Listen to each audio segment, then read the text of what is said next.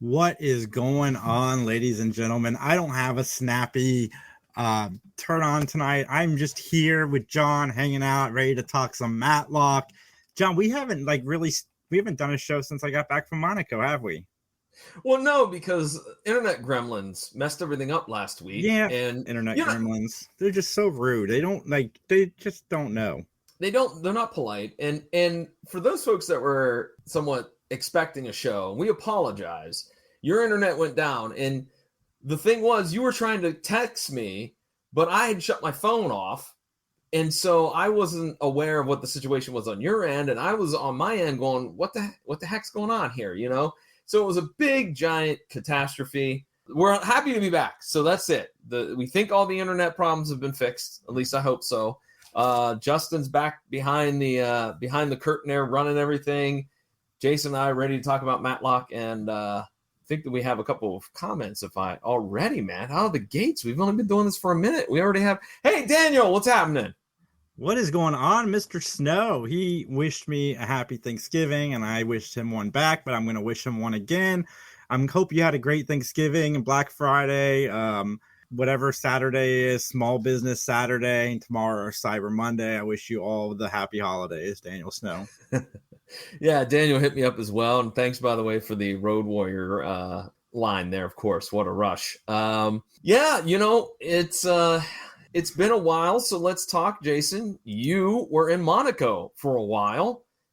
I was in Monaco, John, and I fell in love. I met the woman of my dreams. We went over this on Three Geeks, but this is a different audience, so I'm going to do it all here again.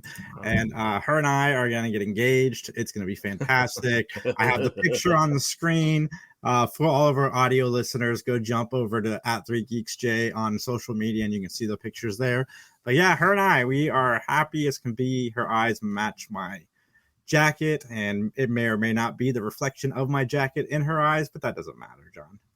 What? In all honesty, what is that? It is an alien statue from the hotel that me and Justin stayed at. Okay. Dude, I met some of the awesomest people. There's a photo of me and a couple of them. Let's see, I got some more here.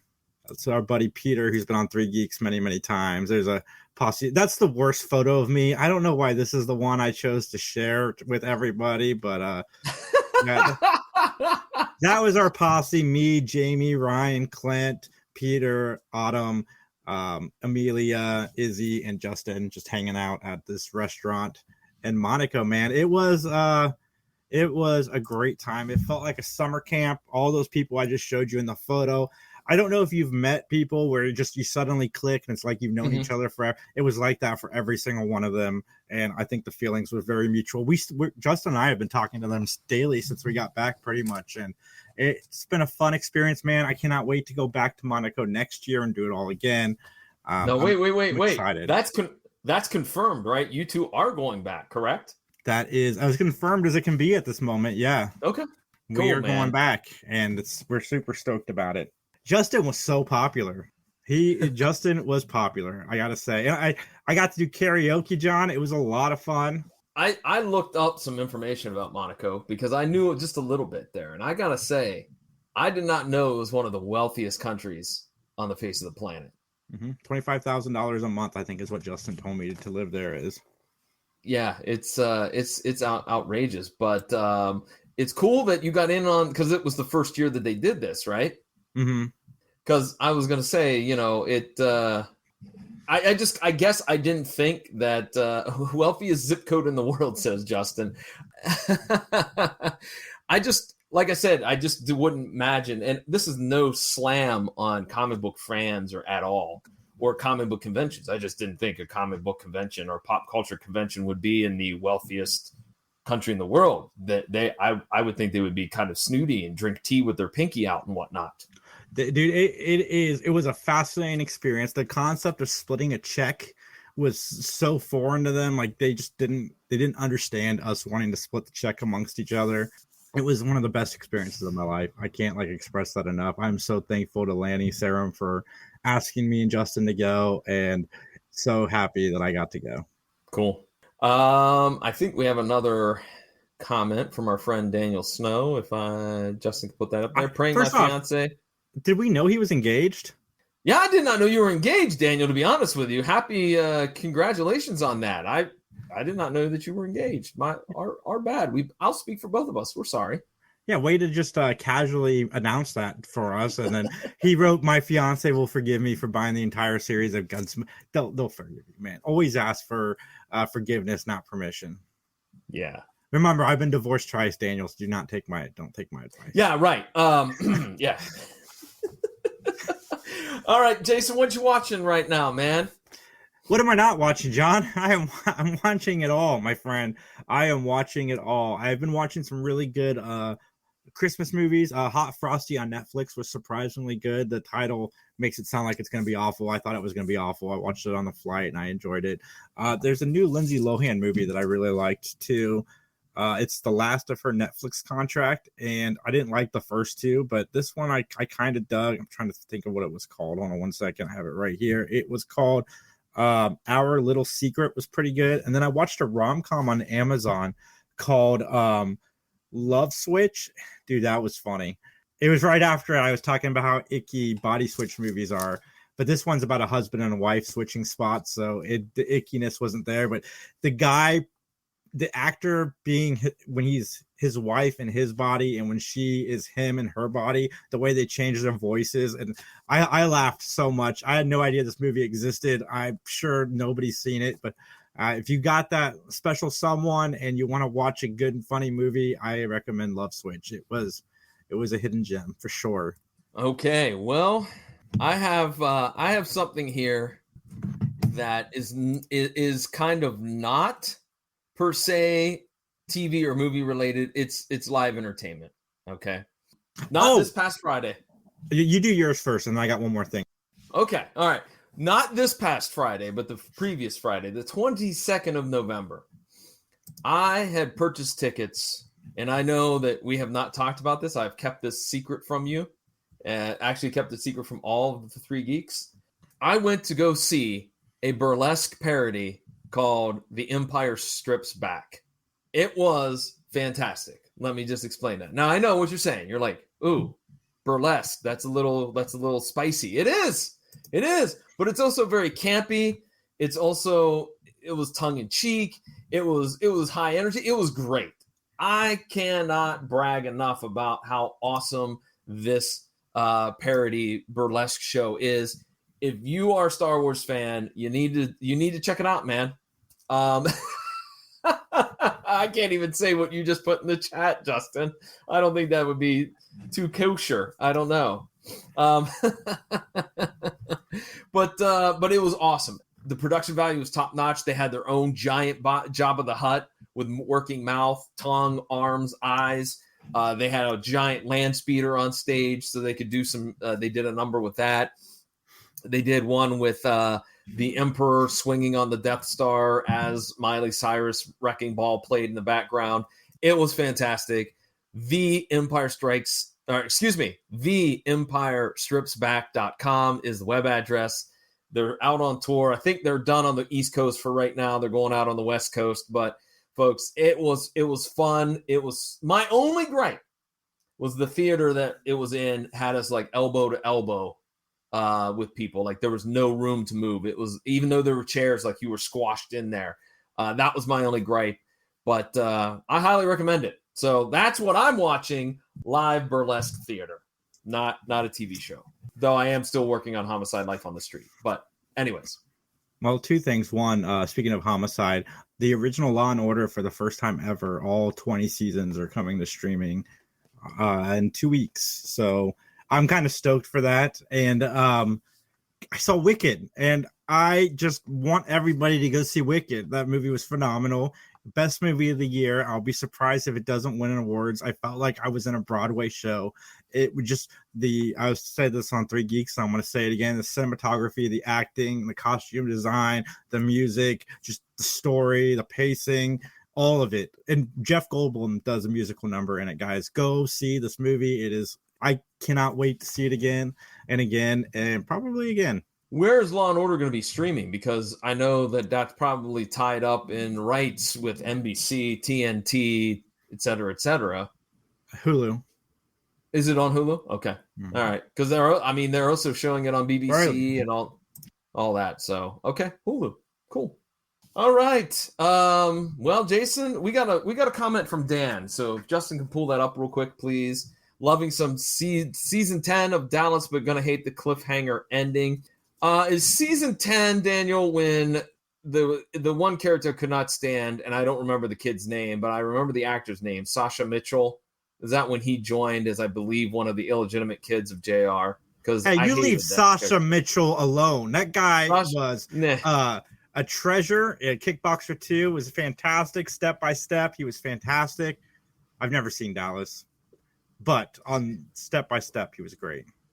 No, he was even a bigger buffoon on that show. Anyways, I didn't like the guy. There was something about him that I was like, yeah, I don't think he's really acting. I think he's really that swarmy in real life, but he's not actually. How do you know that? Because I've seen him in interviews and stuff.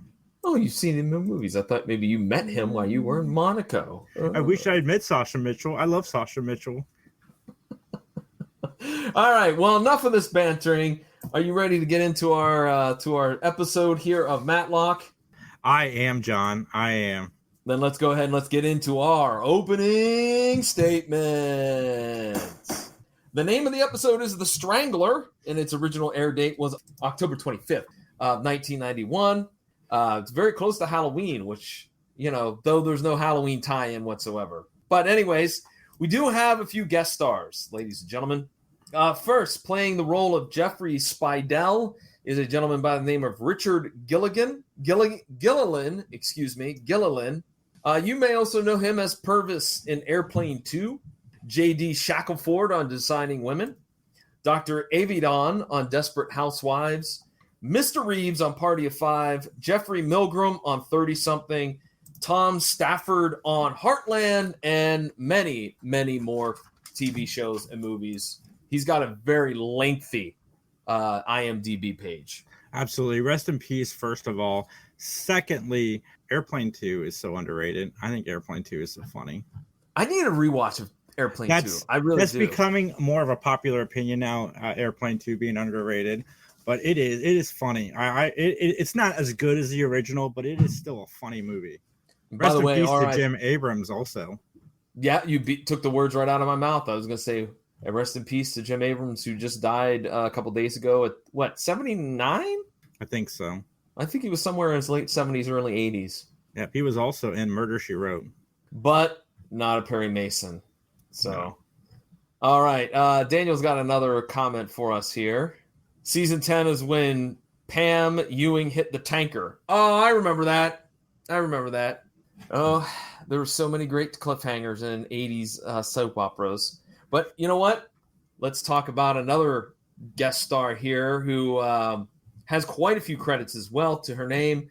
Her name is Catherine Cannon, and that name may sound familiar because she's done a lot of roles on Matlock. As a matter of fact, she was Linda Coolidge in Season 1, Episode 1, Diary of a Perfect Murder. She was also Dr. Sarah Perlman on Season 2, Episode 9, called The Best Friend. And she was Susan O'Malley,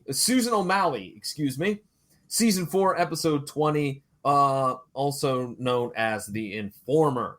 But she also has played Felice Martin on Beverly Hills 90210, Dottie Dixon on Black Sheep Squadron. She's had one-offs on Mike Hammer, Empty Nest, Murder, She Wrote, and as I said, about 60 or 70 other credits to her name. Our next one is Stephen Gilborn, who will be playing the role of Leo Kasabian. He has done some work in the video game world as a voiceover actor in the Aliens Resurrection video game series. He's also starred as Judge Gilder in Evolution, Mr. Collins on The Wonder Years, Dr. Sam Livak in Dr. Dolittle, Uncle Rory on Buffy the Vampire Slayer, ADA Gavin Bullock on The Practice, Mark Breslin on one of your favorite shows, Two Guys, a Girl in a Pizza Place, Dr. Chris Carlisle in Get Real, and about 100 other roles as well. Yeah, man, rest in peace to him as well. He was in a Very Brady sequel, that is another underrated series of spoofs, is the Brady Bunch movie and the sequel. Well, let's talk about another individual. In fact, our final guest star is Dana Gladstone, who will be playing the role of Agent Freed, an FBI agent, by the way. He is also known as Prosecutor Hobbs in Season 2, Episode 6, The Power Brokers. And he played the role of Eric von Stromheim in several Young Indiana Jones projects. He's had roles in Hill Street Blues, Murder, She Wrote, Knight Rider, L.A. Law, NYPD Blue, and a ton of other credits to his name as well. All right. Any comments on any of those guest stars, sir? Not really. Just Okay. I love Beverly Hills Cop too. Where's Beverly Hills Cop 2? Was that where Dana Gladstone was in that? Yeah. Yeah, I remembered that. Is that the one with the bananas in the tailpipes, or is that the first one? I haven't seen them in a while. I need to go back and revisit them. I plan on doing it because I haven't watched the fourth one yet, and I've heard good things about the fourth one. So I plan on going back and watching at least the first two. Okay. All right. Well, Jason, it's time for me to ask the question. The only question that matters. Okay, testify!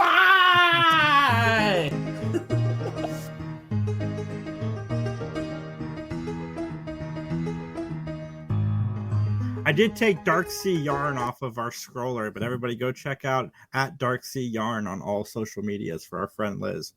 And by the way, don't forget that you can check us out on Facebook at Mattalk Podcast, and you can email us if you have any questions about this episode or any episode for that matter. And that was BNMATTALK and we at gmail.com, and we will be coming soon to Blue Sky. I'm going to set that up soon because I like Blue Sky. It makes me happy. Okay. All right. Daniel has another quick comment here. That was the first BHC. Beverly Hills Cop. John looks so confused reading that. Okay. Daniel. I was, dude. I was completely baffled. I'm like, what? I was not hip to the abbreviation, dude. Although, in fairness, Daniel, you should see when I take notes, because I take notes by hand in a notebook. My abbreviations are quite unusual as well. So I shouldn't be causing you flack. Anyways, the plot for this episode: The Strangler. Ben plays a game of cat and mouse with a murderer when he defends his accountant. Opening scene: we see Marta, which is, by the way, Marta is the mass transit system in Atlanta. All right. So it's a Marta train. We see the skyline of Atlanta. We see an office building, and we go in to it, and we see that Ben is at his accountant's office, and he's doing an edit. An edit. Let's try that again. He's doing an audit. I'm sure Ben would much prefer to be editing something, not being audited. Wouldn't you say so, Jason? Yes, and I was really happy to see this because this is like the first piece of continuity we've had in this show, because a few episodes back he was getting his taxes done, and kind of get to see that payoff. That was last season, wasn't it? The end of last season that he was getting his taxes done. Anyway, it wasn't very many episodes ago, and we got to see his taxes getting done, and I thought that was, or audited for the taxes that he had just gotten done. So I liked it, and plus we get to see how cheap he really is. That was 2 episodes ago. The Celebrity actually is where that started, where he had the shoebox and thousands of dollars. I like that they started arguing about that you can't write off clothing. All right. And that Ben goes, a suit makes a statement. Yeah. $2,000 for the suits. Yikes.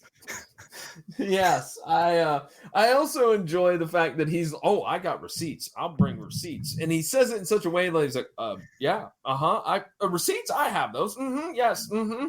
Like, he doesn't. But he does. All right. We'll find that out soon. We'll find that out, should.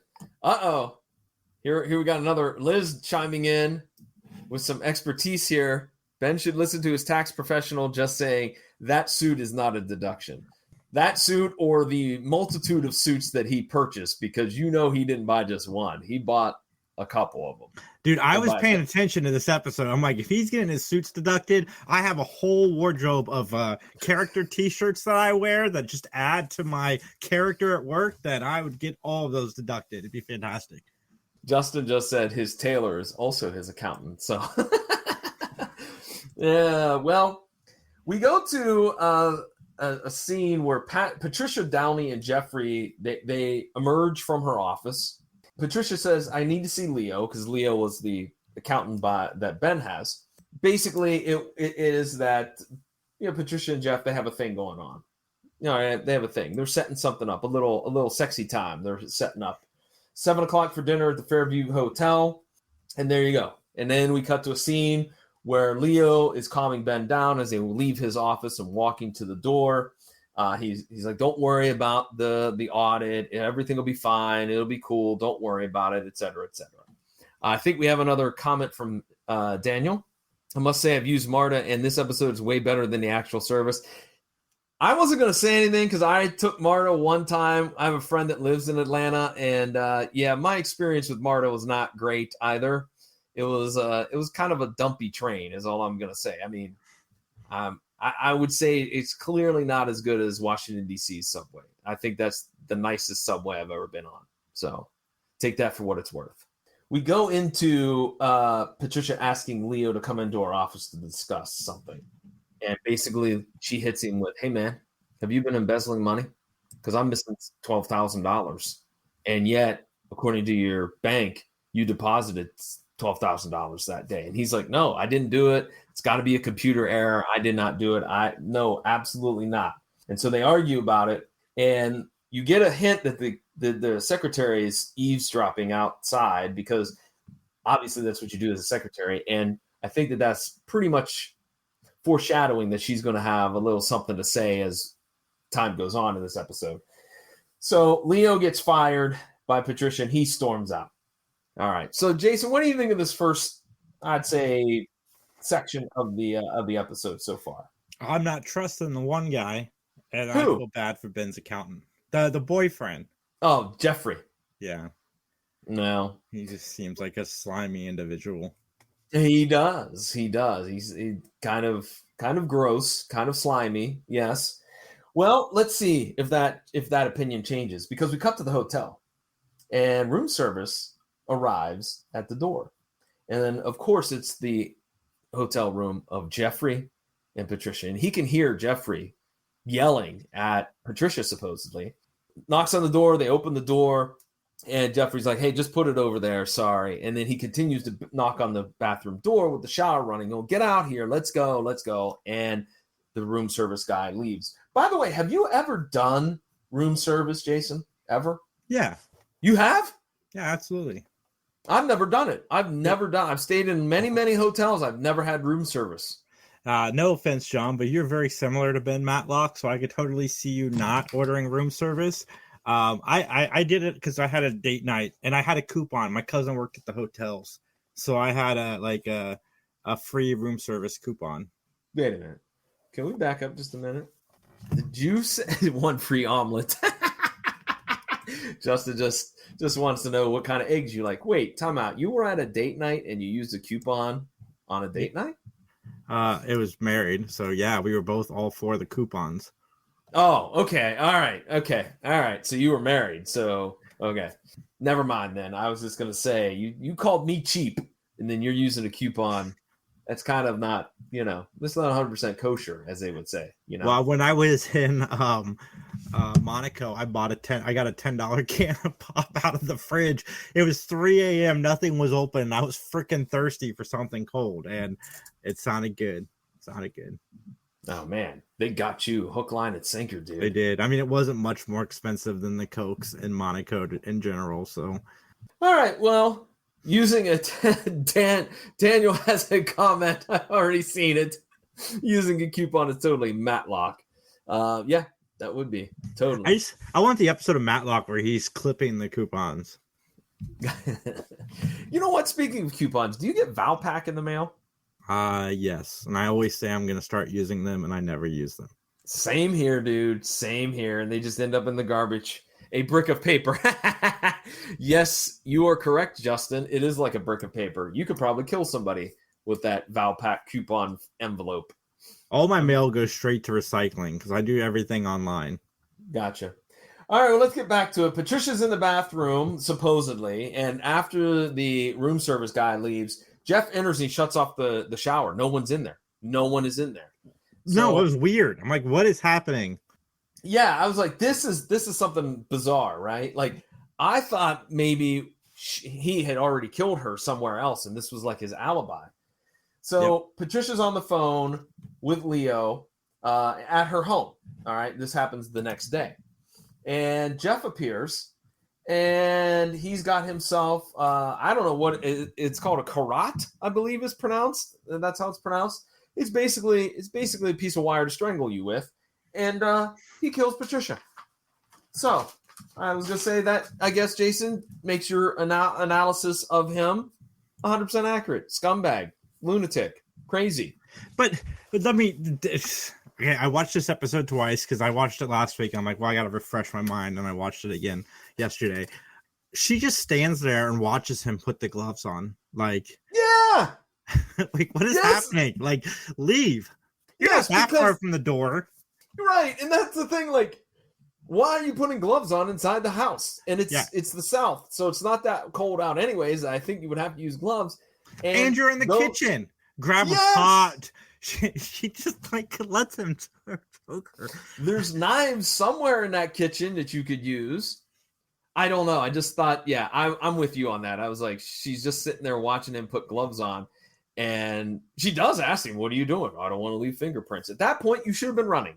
All right. You should have been running. You should not have had him. Because he even pulls the thing out, the karat out. And he's like, I'm like, dude. And technically, he doesn't really need to even worry about fingerprints because they were dating. So his fingerprints being there is explainable. Yes, you can explain that away. Now, his fingerprints on the karat, that, That's fair. I forgot. He does use that to try to set the other guy up. Yeah. But she just like stands there and watches him like it's a Broadway show. What are you doing? No. No, by the way, feel free, if anybody's watching, if I'm not pronouncing that implement correctly, just throw it in the chat. Drop us a message. I think it's called karat, I think. Mm-hmm. But anyways, well, Jason, after the murder of Patricia, Patricia's dead. Leo arrives, and he finds her dead on the floor. All right. Comment from Dan. Okay. All right. And comment from Liz. All right. Let's see. What is it? Let me get there. How bizarre. Totally an OMC reference. How bizarre. Do.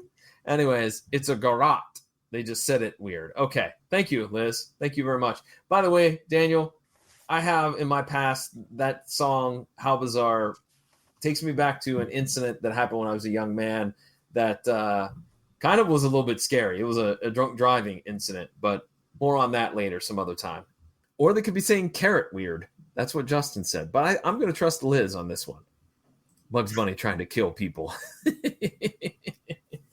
Well, if you just make that left turn at Albuquerque. Anyways, so the cops arrive, and they think it's a serial killer because the Roman numeral 2 is on their forehead. Brooks interviews Leo. Leo says, well, look, I mean, we did have an argument. She accused me of embezzlement. And then Albert Freed, the FBI agent, the G-man, if you will, arrives. And he's like, hey, this is a copycat. This is not the actual serial killer that we're looking for. But unbeknownst to Leo, they have found the murder weapon in his car. And so as he leaves, he is booked or arrested, excuse me. Comment from Dan. All right, let's see what Dan has to say here. I have that CD, sadly. Yes. It was a one-hit wonder of the 90s. It certainly was. How bizarre. All right. So the murder weapon was found in Leo's car, and then he's booked for murder. Mrs. McCardle's back. I knew you were going to hate this. I just don't understand why she's still employed, because Ben obviously doesn't like her. Thank you. Another reason you and Ben are both so alike is neither one of you guys like her, but you would have fired her. Actually, you probably would never even hired her, but you definitely would have fired her by now. Correct. Yes. So Mrs. McCardle and Ben argue about receipts because McCardle, she said she recycled some of the receipts. I'm like, that's not a safe thing to do.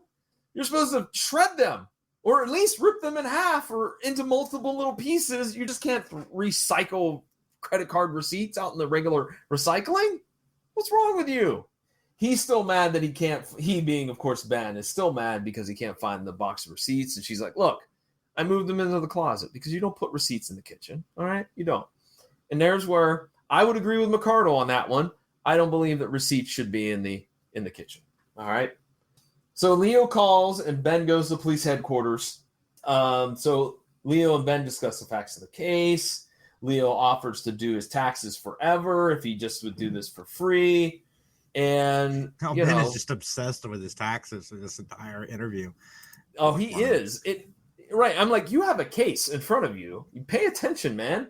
And then we cut to a scene where Jeff is going through some type of dossier, and he has all this write-up about Ben and pictures of Ben and all that jazz. And I wrote down, Ben is a target. Jason, did you think that Ben was a target as well by this point? Absolutely. Mm-hmm. Yes, I agree wholeheartedly. So we go to a scene where Albert Freed chats with Ben and basically says, look, our guy's a neat freak. Men were his target. He smokes cigars. He carves the number 2 into their skin. But, this guy's got to be a copycat. He attacked a woman. He kind of doesn't, he's not as careful to clean up the scene, et cetera, et cetera, et cetera. So I was very concerned. I was very interested into what the Roman numeral 2 had to do with the mystery, to be honest with you. So Ben doesn't believe it's Leo. And Conrad comes into the office and he chats with the secretary that was at the accountant's office, at Leo's office. I like how her biggest concern is having to find another job. Not so much that Leo is convicted or been accused, of embezzlement. Not that Patricia's dead. Not that any of that other stuff. She's concerned about her own self. She is quite selfish, is she not? Hey, man, employment's important. Everybody's focused on the wrong things in this episode. Ladies watching herself get killed. Ben's obsessed with his taxes. This lady just wants to find out where she's going to work. I mean, that one I understand a little bit more. I'd be concerned. Yeah. Well, I wrote down here, she said, and I quote, "It's a middle of a recession and I lost my job." So CM, a.k.a. Conrad McMasters, he questions Edna. All right. And Edna, regarding Patricia and Jeff's meeting the night before. Edna, of course, is the secretary. All right, we'll get to that, Justin, in just one quick moment here. We have another comment. Ben is at Spadel's office in the 2 chat, and I wrote down Jeff is really laying it thick. All right. He asked really about Ben's wife, which I thought this was really good. This was really well done because it was a slick move, get Ben off of his game. Andy Griffith did a great job of playing like he was hurt to talk about it. It was very well done. I thought it was good. Okay, now let's hear what Dan has to say here. Daniel, well, spoiler alert, but Ben will be a target. Well, I think most of us that are watching this presentation, this show, would probably have already figured that out. Yeah, he's going to be a target for sure. So Conrad, he talks to the room service guy, and then Ben and McCardle talk about the case. McCardle tells us, there's no trust with human beings. There's a very odd payment thing that goes on with Ben and Mrs. McCardle. I just don't get Mrs. McCardle. Sorry. I know you're going to give me flack on that, Jason, but again, it's fine. It's just that this episode was the point where I'm like, why doesn't Ben just fire her? I don't understand. Yeah. I don't get it either because she's always like mouthing off, so to speak, and like trying to one up him or tell him how something is not done the right way. All right, so we get Conrad making a phone call to Ben on his car phone. So that probably ran him $37 plus tax. Per minute. Per minute, yeah, of course. Can he write that off? We don't know anything about Conrad's taxes. I believe so, because it'd be a business call. It would be a business call. I think so. So, anyways, Ben bursts into Jeff's office, right? Like he just barges in. And he was like, "You were at the hotel the night before the murder, all right? You've been suspicious." He throws all this stuff at him, and then eventually, like Jeff raises his voice. It was like, "I'm not taking this anymore. You're wrong." Blah blah blah blah. And Ben leaves. Right. The next scene that we see a shot of Ben and Conrad coming out of Ben's house, and all of a sudden, Jeff rolls up in his Jaguar, And he tries to, I'm sorry, I didn't mean it. I've been under a lot of stress, blah, blah, blah, blah. But then when Ben brings up some facts and turns the conversation towards his way of thinking, Jeffrey's all of a sudden like snippy with him and then peels out in his Jaguar. All right. This I thought was going to be interesting because now he knows where Ben lives. And I'm like, I wonder what's going to happen. All right. So Jeffrey spills the beans about Leo meeting with Patricia, right? And and the comment, that angers Jeffrey, I knew I had it written down here, was that Ben said something about having Patricia locked in a shower. All right, and that angers Jeff, and that's when Jeffrey peels out after he already mentioned about the embezzling to Ben and that. So there you go. Sorry, I had to clean that one up. One thing though that they do mention, Ben mentions that Jeff's car is dirty, and there hasn't been any rain. All right, no rain. So you can't. That's right. That's right. All the spots. Because as you know, you can never blame it on the rain, says Milli Vanilli. Well, they didn't really say it. Other people said it. Bravo. They just opened their mouths and moved them. Awesome. Anyways, we go back to...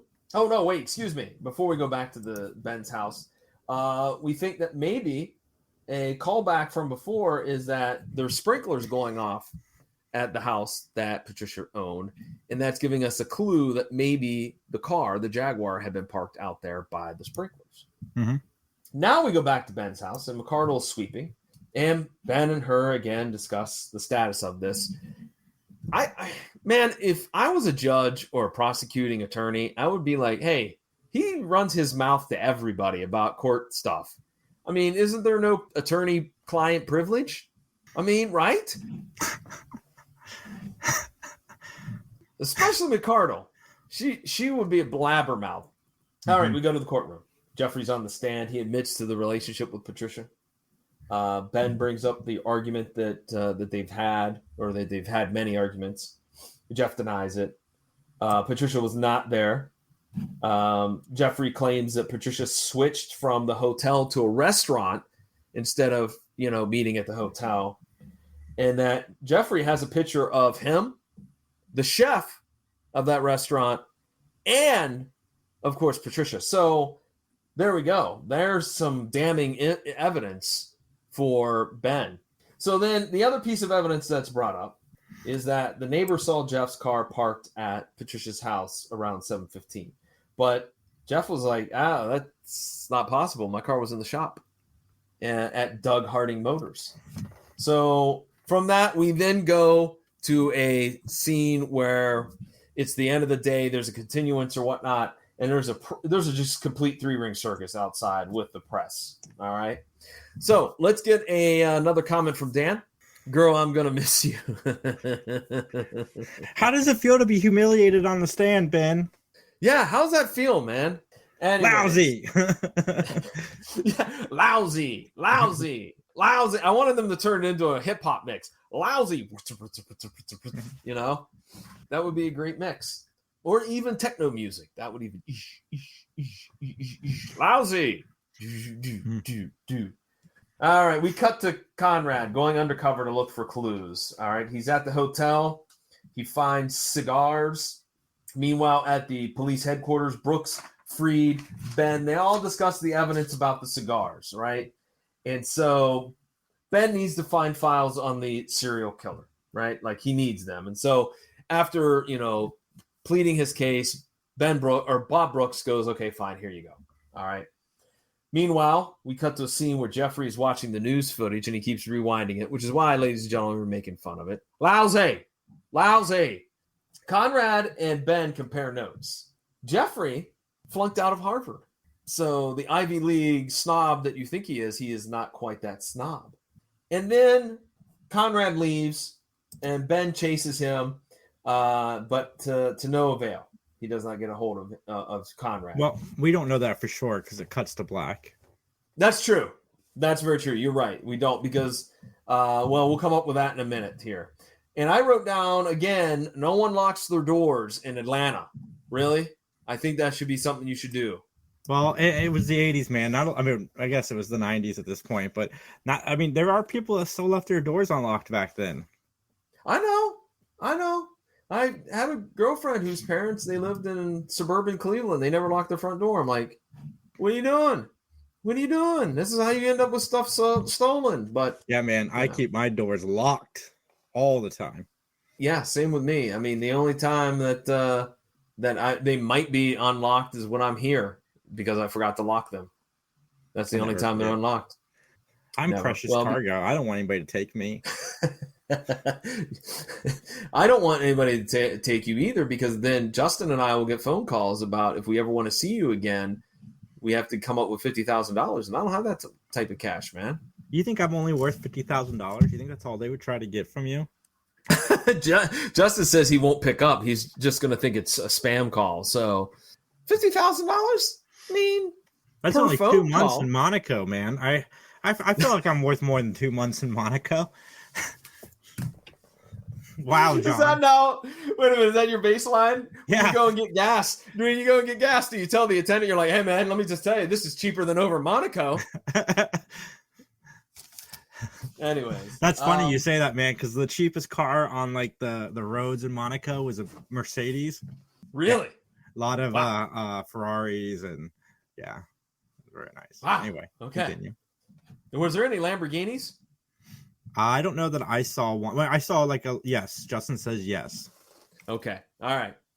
And some rolls. Yeah, Rolls Royces. I had some rolls for dinner on Thursday. I mean, Rolls Royce. Okay. All right. Gotcha. All right. So Ben falls asleep, and we cut to a scene where ominously Jeffrey's just smoking a cigar, like watching him as he's rocking back and forth in his rocking chair. And then Jeff. That's not creepy at all. I'm surprised the smoke didn't wake Ben up sooner. Yeah. That's a lot of smoke that he's blowing in there. Exactly. And I'm sorry if I'm going to offend anybody that's a cigar fan. I have several of my families, but cigar smoke stinks. I'm sorry. It does. Hey, I think it's wonderful. And I've been so tempted to smoke a cigar since I've been in Monaco. And then watching that, it's just like, oh, so good. What is up, Corey? Sorry, I kind of the chat. How you doing, buddy? We still got to get him on the show. We do. All right, so Jeff gloats like every maniacal bad guy does. He explains everything. Whole plan about like how he wanted him. Is he going to now take Ben and tie him up on the railroad tracks? I hope so. That would be awesome. And you know what? I just think that I just mentioned something that's going to happen in the next episode. I swear to God. Because I think the next episode's the nightmare, and I think that actually happens in the nightmare. I can't remember because it's been a minute since I've watched the nightmare, but I think that happens. So something to look forward to in 2 weeks. Nice. All right, Dan has another comment here. Cash rules everything around Matlock. I know. Absolutely. 100%. You know it. We would play the song, but we get dinged every time we play the song, so... Even though it's a remix, Daniel, I took a lot of time to remake it. So, but anyways, I digress. Let's get on with revealing master plans and whatnot. Is Jeff the copycat? That's my question, because they talk about something about like a councilwoman and then a Bill Davis that they died under mysterious consequence or situations. And it wasn't really clear. Were they victims of Jeff? I mean, I guess it's kind of left up to be a little bit nebulous. No, they were. I kind of picked up on that. Yeah, that's how I felt. Okay. Liz has a comment here. I don't think there's a railroad, but I am also excited for the nightmare. Okay. All right. I swore that I remember that, but all right. That's all right. We'll find out in a couple weeks. Jeff tries to strangle Ben. Yes, he does. And then the cops and Conrad burst in, man. It was all a setup. And I like how the Bob Brooks is like, I'll blow you to bits. Like, I'm like, yeah. I mean, they let him choke Ben for a minute. Yeah. They had to make sure that he was good and choked, if you will. We should go in there. Nah, he'll be fine. Just let him do it for a couple more seconds. Yeah, we're good. And so actually that is pretty much Google says it happens in the abduction in season 6. Justin, did you look that up? So there is a train track incident. Nice. That's why I we knew have the there was producer. one. Yeah, fact checker. Awesome. This is why Justin rules. That's why he's the best producer in podcasting. And the most popular guy in Monaco. Yeah, I want to know. Why he's the most popular guy in Monaco. That's a story. Man. He was talk of the town. Oh, okay. All right. Well, I mean, and rightfully so. Mm-hmm. My question is, how did they lure Jeffrey to the house? Because they kind of overlooked that one. We now know that Ben tried to get a hold of Conrad, and it faded to another episode. I don't think they lured him into the house. I think they kind of figured that he was going to come for him because they figured out his MO. Like, he likes to humiliate. Ben figured out that he likes to humiliate people, and then he goes in for the kill. So he probably just assumed that he would show up eventually at night. Okay. Well, Brooks tells Ben that the case is not 100% locked up because Jeff didn't really admit to anything. All right. The way he worded things, could have been taken as just, conjecture, or it's actually, something that he was interested in doing. So I wrote down, he is the Southside Strangler. Yeah, he definitely is. But no, because they said we can get him on attempted murder. Yeah, right. Which that still would probably be a hefty sentence. I mean, right? I mean, attempted murder? I mean, it's not murder 1 or murder 2. But Ben has an idea. So we go to the courtroom. Jeffrey's on the stand again. Jeffrey rented a different Jag to throw Ben off the scent. All right. Just like he did with the hotel and the shower and all that jazz. This is all elaborate ruse. But Ben's prepared. Ben has contacted the dealership, which, if I remember correctly, is out of town. It's out in Savannah, if I remember correctly. He rented a different Jaguar. So that, in fact, his Jaguar was in the shop, but he had another Jaguar. That's why there was the scene of his car being parked out front of Patricia's house. And so that leads to the big face-off between Jeffrey and Ben Matlock, which ends up with Ben getting the victory and Jeffrey going off to jail. All right. Is there anything that I missed? No, man. You covered it pretty well. All right. With that, then, ladies and gentlemen, let's get into our closing statements. This is the part of the podcast where John and I will rate the show on a gavel system. 1 gavel means we did not really enjoy it. 5 gavels means we loved it. Positive 100 gavels means John and I are retiring and moving to Monaco. I'm going to go first, and I give this episode a 5. It was a lot of fun. I kind of wish this had been a 2-parter because I think there's more they could have explored within the story. But it hit all the right bells for me, and it was a really fast watch. I really, really dug it. Yeah, I mean, I really, really dug it. The marks on the forehead reminded me of the movie The Frighteners with Michael J. Fox. Have you ever seen that? No. Peter Jackson directed. No. But yeah, it was good stuff. Well, they did mention, Ben mentioned in one of his face-offs with Jeffrey, I think it was the one when he was going to be choked in his bedroom, that meant plaintiff, like it was Greek for some plaintiff designation. So you gave it 5. I'm with 5. you. A rare 5 for me. Yep. I'm going with a 5 as well. I thought it was a great opponent for Ben. I liked that there was somebody that could almost beat him. I thought the twists and turns were good. I thought Richard Gilliland did a fantastic job as Jeffrey. I thought he was creepy when he had to be creepy. He was maniacal. My only gripes, Mrs. McCardle. And maybe too, I think that the ending could have been a little bit more crystal clear. I think it was still a little bit nebulous, especially with the other murders and the switching of the car and that. It was a little bit confusing, but not confusing enough that I didn't think it deserved a 5 because I thought it was a very solid episode. And I agree with you, a quick watch. It seemed like it went by like that. So both times. All right, with that, Jason, we're getting up there to about an hour, so we want to start wrapping things up here. So what's happening, man, with the 3 Geeks podcast? Guys, this Saturday we are taking a break off YouTube for the weekend, but we will be doing a live show via Podbean. We'll be doing a live audio show 4 p.m. Saturday, live from GalaxyCon. John will be joining us for that. And then coming soon in the next couple of weeks, Justin and I will start releasing the interviews that we've been backpiling, and I cannot wait for you guys to hear them.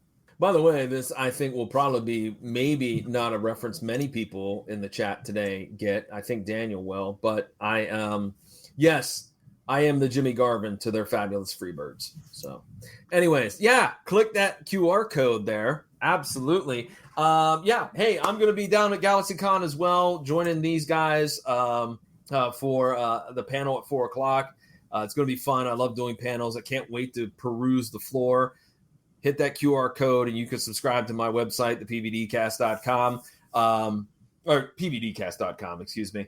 And definitely check it out. I have a double feature episode this week with two individuals, two great comic book creators by the name of Fennec and Tony Ferrando. They both have some really cool stuff. Tony's doing an Everybody Hates Raymond comic. So I don't know if that would make you angry, Jason, or not, because I know that you kind of dig Everyone Loves Raymond. Me? No, I'm not really a big Ray Romano fan. I find his voice obnoxious.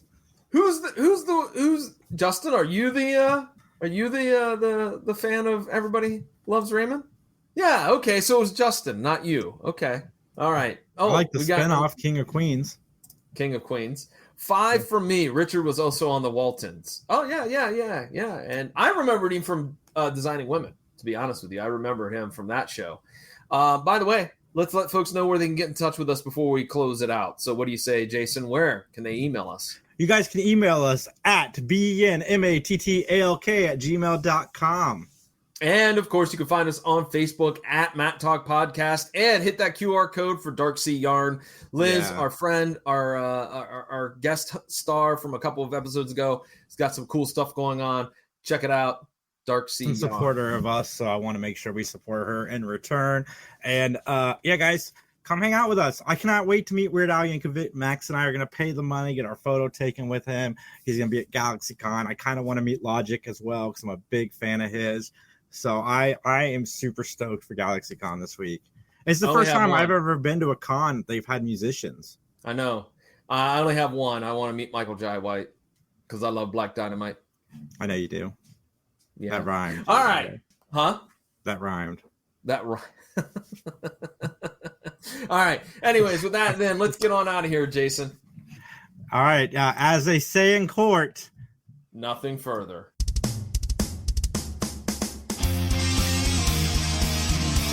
Whether you're solving murders during breakfast, cracking cold cases on your commute, or playing amateur detective at bedtime, Amazon Music's got millions of podcast episodes waiting. Just download the Amazon Music app and start listening to your favorite true crime podcasts ad-free, included with Prime.